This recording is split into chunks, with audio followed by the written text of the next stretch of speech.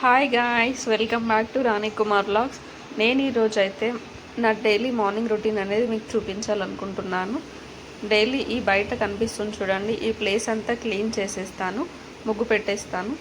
నేను ఎప్పుడైనా సరే ఈ సింక్లో గిన్నెలు అనేవి నైటే తోమేసి పెట్టుకుంటాను, బట్ నిన్న వీలవ్వలేదు. అండ్ ఈ స్టవ్ కూడా క్లీన్ చేసి పెట్టాలి. నేను గిన్నెలన్నీ అయితే తోమేసి పెట్టేసుకున్నాను బ్రష్ చేశాక. నెక్స్ట్ స్టవ్ అనేది కూడా క్లీన్ చేసి పెట్టేశాను, ఎందుకంటే కుకింగ్ కూడా చేయాలి కదా. వెంటనే ఈ బయట కూడా క్లీన్ చేసి పెట్టేసి ముగ్గు అనేది కూడా పెట్టేశాను.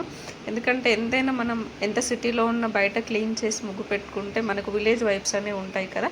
అందుకే నేను డైలీ క్లీన్ చేసి ముగ్గు అనేది పెట్టేసుకుంటాను. ఇక నేను బ్రష్ చేశాక ఈ ఫ్లాక్స్ సీడ్స్, పంప్కిన్ సీడ్స్, నువ్వులు, చియా సీడ్స్ అనేవి వేయించినటువంటివి ఉంటాయి కదా, వాటిని నేను డైలీ బ్రష్ చేశాక 2 స్పూన్స్ అనేవి తీసుకుంటాను. సో దట్ అవి మన హెయిర్కి అనేవి చాలా మంచివి, హెల్దీ ఉంటాయి బాడీకి.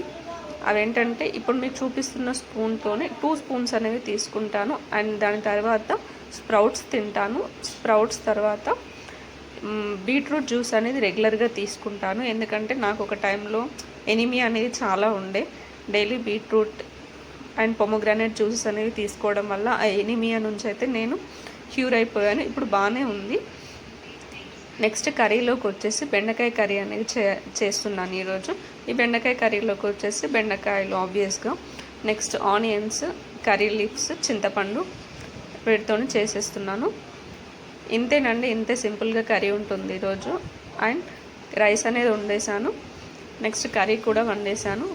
ఇంతేనండి నా సింపుల్ మార్నింగ్ రొటీన్ అనేది అయితే ఇంతే ఉంటుంది.